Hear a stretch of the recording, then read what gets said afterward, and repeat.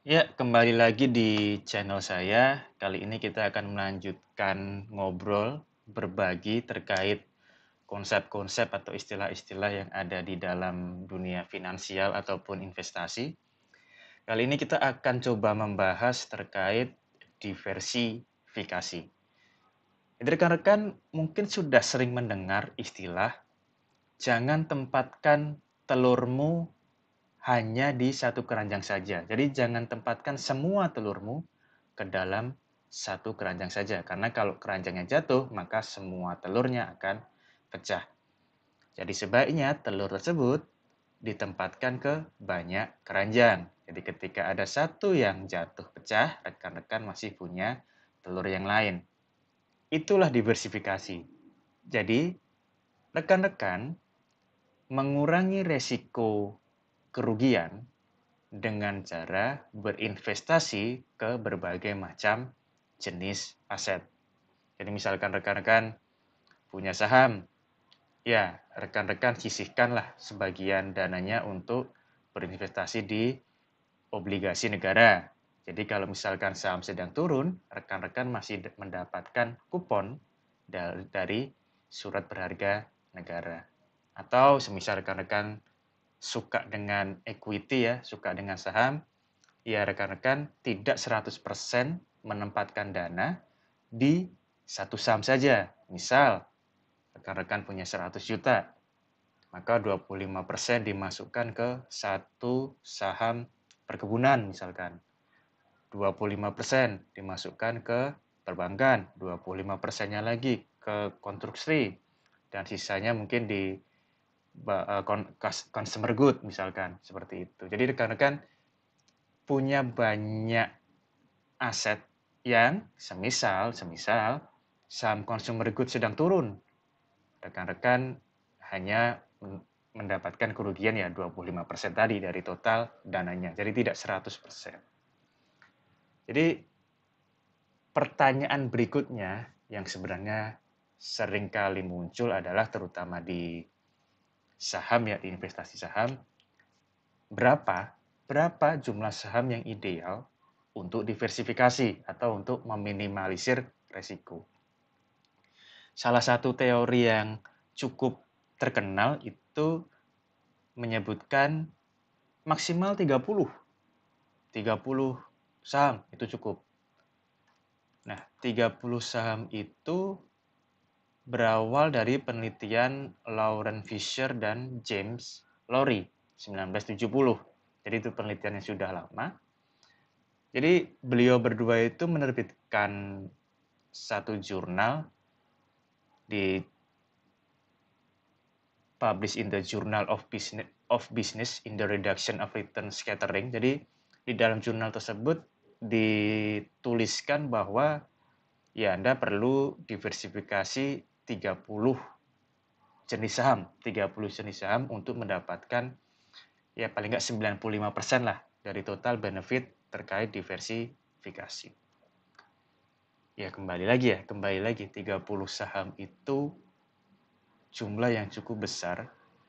Kalau rekan-rekan mau mengikuti teori ini, kalau rekan-rekan hanya memiliki dana misalkan 10 juta, ya saya rasa menjadi tidak efektif karena rekan-rekan akan berakhir dengan 30 saham tapi nilainya akan sangat-sangat kecil. Bahkan mungkin ada beberapa saham yang tidak akan terbeli dengan cara diversifikasi seperti ini. Dan teori ini pun sudah dipatahkan dengan teori yang baru ya. Yang baru itu bahkan ada yang mengatakan 60 saham pun juga tidak tepat, itu kurang untuk diversifikasi. Jadi ada penelitian Source and Price, itu penelitian yang terbaru kalau saya tidak salah, itu 30% itu dirasa kurang. Bahkan untuk era sekarang itu ada yang menyatakan di jurnal ini ya 60% itu bahkan kurang. Jadi ini menjadi satu perdebatan perbincangan menarik ya. Semisal rekan-rekan ya kalau uangnya besar, dananya besar, maka rekan-rekan mau diversifikasi ke banyak saham, ya silahkan gitu. Karena return-nya pun juga akan terasa. Tapi kalau rekan-rekan hanya punya 10, 15, 20 juta, didiversifikasi ke 30, 60 saham ataupun 100 saham, maka saya rasa rekan-rekan malah akan kerepotan. Karena toh rekan-rekan juga harus memantau pergerakan harganya dan juga kondisi fundamental dari setiap perusahaan. Memantau 1 sampai 5 saham mungkin masih bisa, tapi kalau rekan-rekan punya pekerjaan formal atau ya punya usaha atau punya bisnis dan harus memantau 30, 60 ataupun 100 perusahaan, ya tentu akan sangat kerepotan. Bahkan mungkin rekan-rekan malah tidak akan bisa mendapatkan keseluruhan ya, gambaran keseluruhan terkait portofolio rekan-rekan sekalian. Jadi kalau bagi saya pribadi ya, saya lebih kembali lagi ini sangat-sangat subjektif, sangat-sangat personal. Jadi ini bukan ajakan ya. Jadi nanti rekan-rekan sesuaikan saja.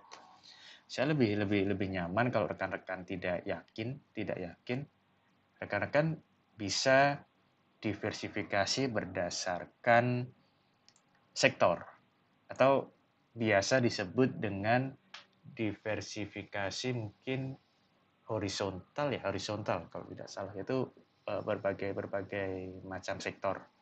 Jadi rekan-rekan ya kalau di Indonesia ya ngambil aja satu bank, satu tambang, satu consumer good, atau satu energi, atau satu IT atau apa, serah rekan-rekan, tapi pilih saja misal rekan-rekan hanya punya waktu untuk menganalisis misalkan tiga emiten, ya pilih saja tiga emiten yang tidak saling berkaitan dan memiliki sektor yang berbeda. Jadi kalau misalkan rekan-rekan saya sih mungkin lebih menghindari, misal rekan-rekan punya Indofood, tapi rekan-rekan juga membeli Indofood Sukses Makmur atau anak usahanya. Jadi ya kurang pas.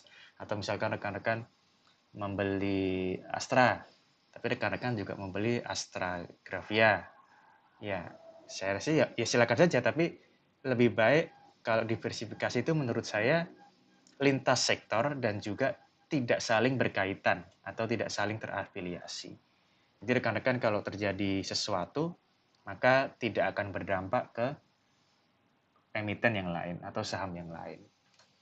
Nah, diversifikasi ini menjadi salah satu isu dan fenomena juga ketika salah satu bisa dibilang ya legendanya pasar modal yaitu Warren Buffett menyatakan bahwa diversification is protection against ignorance. Jadi diversifikasi itu hanya untuk orang-orang yang nggak mau belajar aja, yang nggak mau peduli aja terhadap portofolionya. Jadi dan beliau itu menambahkan ya nggak make sense, nggak masuk logika kalau Anda tahu lah, kalau Anda tahu yang Anda lakukan, kenapa harus diversifikasi? Kalau Anda tahu yang Anda lakukan, ya all in saja, semua dananya masukkan ke satu emiten, satu aset yang rekan-rekan tahu bahwa aset itu akan performanya meningkat. Nah, ini contoh menarik karena saya akan coba gambarkan ya. Misal di saham Unilever. Kembali lagi, ini berkaitan dengan opportunity cost yang lalu. Tidak ada saya rasa orang yang pada 20 Juni 2024 ini, di mana harga Unilever masih di 3.200, menyangka bahwa di Maret 2025, kurang dari setahun kemudian, harganya itu bisa terjun ke 1.000-an. Jadi rekan-rekan sudah harus berapa persen tuh, sudah cukup dalam gitu.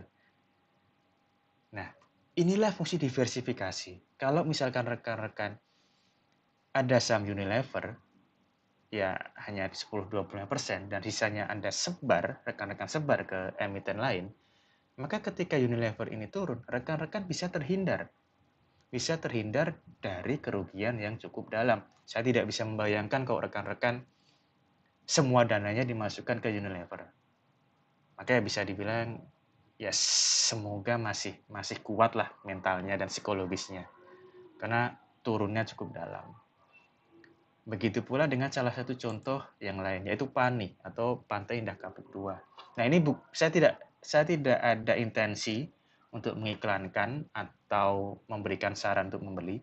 Ini hanya sekedar data historis, jadi nanti rekan-rekan bisa telisik sendiri. Nah, tidak ada orang, ya kecuali mungkin ya insider lah ya, ada insider atau apa yang, ya pada umumnya saya rasa orang-orang tidak akan berani berani bertaruh ya di PANI di 21 Juni 2024 di mana harganya masih 4.880 bisa menebak dengan tepat di 2000 di Desember 2024 harganya mencapai 19.000, naik ya 4 kali lipat, berkebalikan dengan Unilever. Ya kembali lagi saya rasa ya kalau ada orang yang bisa menebak dengan benar ya saya rasa orang itu mungkin juga tidak akan membagi ilmunya gitu. Ya pada kenyataannya saya rasa mayoritas orang di bursa tidak akan tahu ya pada tahun 2024 awal Juni 2024 bahwa Pantai Indah Kapuk akan naik setinggi itu di akhir 2024. Begitu pula tidak ada ketika di Desember 2024 mungkin tidak akan ada yang berani bilang bahwa PANI akan turun dalam ke 8.000 pada 24 Maret 2025. Ya kalau semisal rekan-rekan bisa menebak ya, seperti kata Warren Buffett tadi, rekan-rekan tahu apa yang rekan-rekan lakukan, bisa menebak dengan ya 80-90% benar, ya diversifikasi memang tidak ada gunanya. Tidak ada gunanya dan ya rekan-rekan ya bisa dibilang mungkin bisa berinisiatif menjadi investment manager lah. Ya saya rasa banyak yang mau menanamkan uang, terutama jika ada orang yang bisa menebak 80-90% benar terkait pergerakan harga saham. Nah, jadi itulah pembahasan kita ngalur ngidul terkait dengan diversifikasi. Jadi intinya, semisal rekan-rekan tidak yakin dan punya tingkat resiko yang ya menengah ke bawah, saya selalu menyarankan untuk diversifikasi. Beli aset saham, silahkan beli aset emas, silahkan beli aset obligasi atau surat utang. Jadi kalau terjadi sesuatu, rekan-rekan masih ada backup di aset yang lain. Atau misalkan rekan-rekan cuman suka saham, lebih memilih saham, ya silahkan beli saham di perusahaan yang tidak terafiliasi satu sama lain dan berbeda sektor. Kalau rekan-rekan bisa menebak, yakin misalkan harga emas akan naik lagi selama 4-3 bulan ke depan, ya silahkan beli saja emas. Atau misalnya rekan-rekan bisa menebak harga saham mana yang akan naik 100-200% dalam 2 tahun, ya tidak ada gunanya diversifikasi, all in saja dananya ke saham yang rekan-rekan pilih tersebut. Jadi demikian, semoga dapat memberikan pencerahan. Jadi semisal ada tanggapan atau sanggahan, silahkan tulis di kolom komentar.